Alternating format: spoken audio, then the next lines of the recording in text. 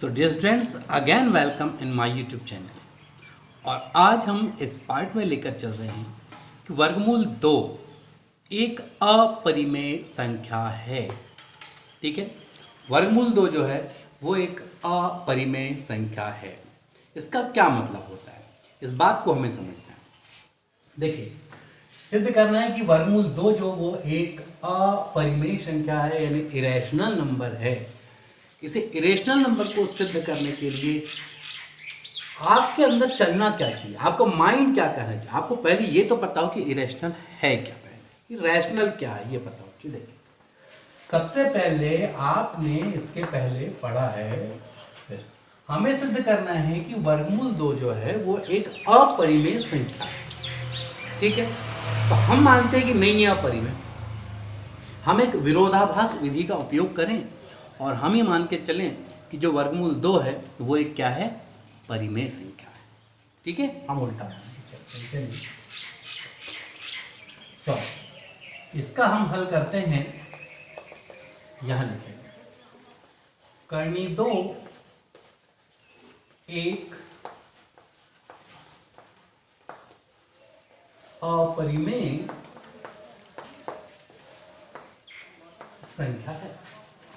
ठीक, इसे सिद्ध करने के लिए, इसे सिद्ध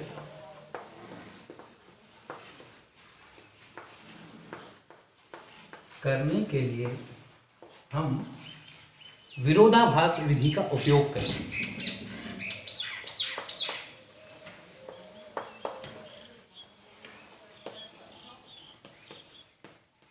विरोधाभास विधि का उपयोग करते हैं।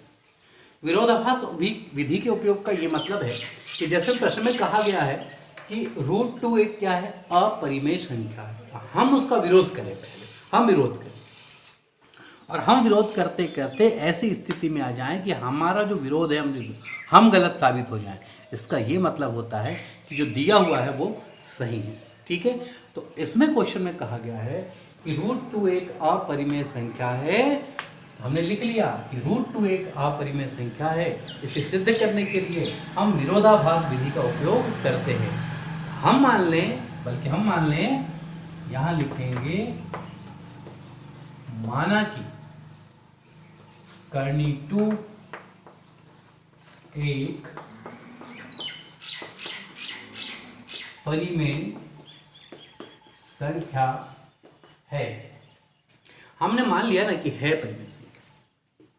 ठीक, लेकिन तकलीफ कहाँ है, हमने मान लिया परिमेय संख्या, अब हम हल करें और अगर हल करते करते हम गलत साबित हो गए, मतलब जो दिया है वो सही है। तो अब देखते हैं कि हम गलत साबित होते हैं नहीं होते हैं। तो देखिए है और परिमेय संख्या है, इसका मतलब है तब निश्चित रूप से हम लिख सकते हैं 2 बराबर P/2। और अगर √2 एक अपरिमेय नहीं तो परिमेय माने, और परिमेय माने तो कोई तो होगी। तो हम मानते हैं कि वो P/Q है, और यदि वो P/Q है तो आप देखिए इसका गुणा कीजिए, Q √2 = दोनों पक्षों का वर्ग कीजिए। दोनों पक्षों का वर्ग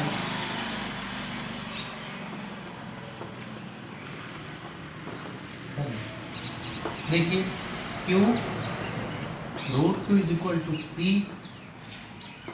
हमने दोनों पक्षों का वर्ग किया तो हमें क्या मिला, Q² √2² = P² रूट से ही। तो हम फाइनली हम लिख सकते हैं यहाँ पे Q × Q² = P²।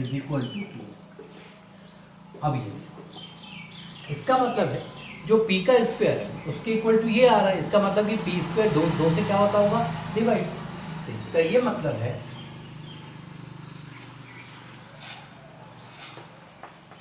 अतः P² 2 से विभाजित। आप देख रहे हैं ना पी स्क्वायर तो 2। अच्छा, किसी के सामने 2 आ गया मतलब कि वो राशि जो है वो 2 से तो 101% विभाजित होगी। जैसे एग्जाम्पल के रूप में आपको बताते हैं, जैसे कि 16 है, अब मैंने लिखा 2 × 8, लिख सकते हो ना, तो सामने ये 2 आ गया, तो अगर मुझे 2 से काटना हो तो 2 से 2 काट सकता हूँ ना। यानी किसी के सामने 2 आ गया, देखो पी स्क्वायर किसके बराबर है, 2q स्क्वायर। इसका मतलब सामने 2 आया, सामने 2 आया मतलब पी स्क्वायर किससे कटेगा, 2 से। और ये आप अच्छे से जानते हैं कि पी स्क्वायर अगर 2 से विभाजित होगा तो ये 101%।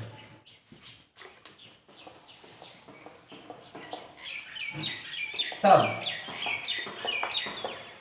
पी भी 2 से विभाजित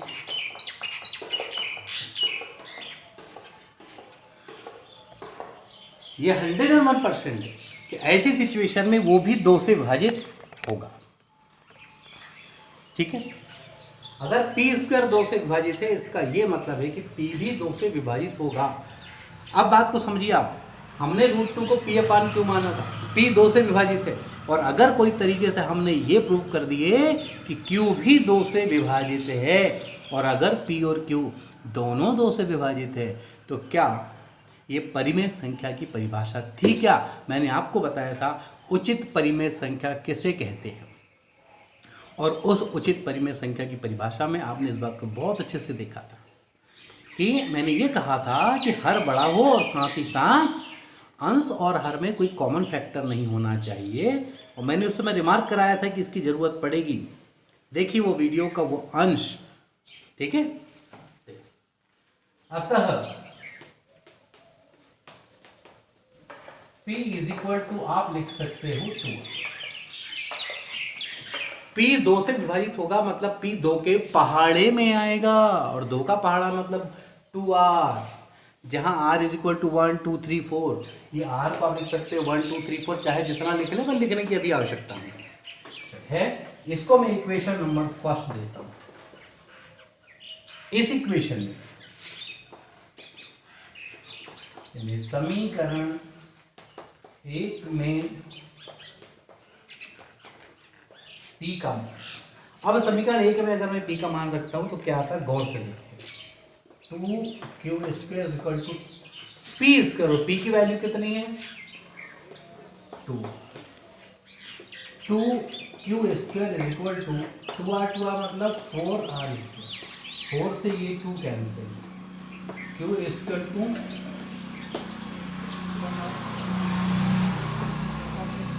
अब इस समीकरण 2 को देखिए, q² बराबर जो आया है वहां पे ये इसमें अब आपको 2 दिख रहा है। ये जो 2 दिख रहा है ना, ये 2 दिखना इस बात का प्रूफ है कि q² 2 से विभाजित होता है। अब आप देखिए यहां पे क्या आ रहा है, q²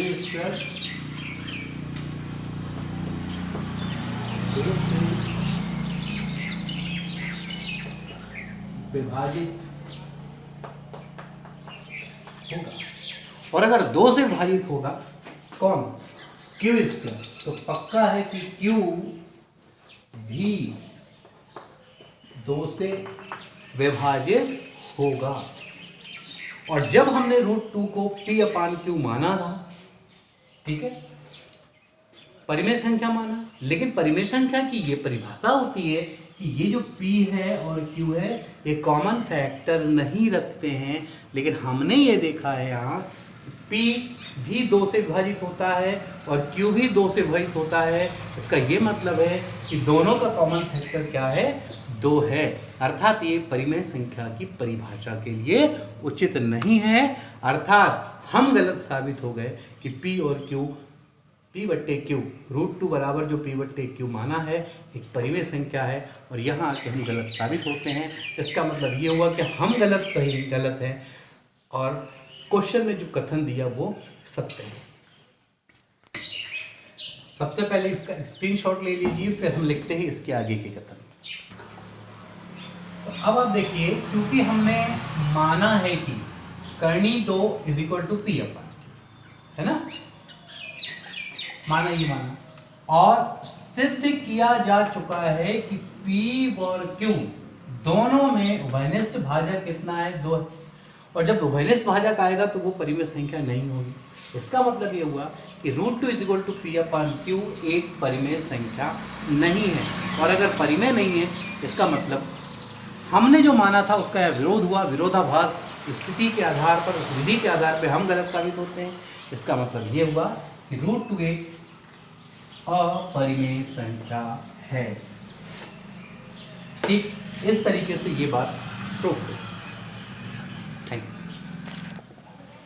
सो स्टूडेंट्स, इसी तरीके से आपको ये भी बताना है, कुछ है होमवर्क है आपके लिए, और वो होमवर्क ये है कि करनी 3 और करनी 5, करनी 3 और करनी 5 ये भी अपरिमेय संख्याएं हैं। इसी आधार पे आपको प्रूफ करना है।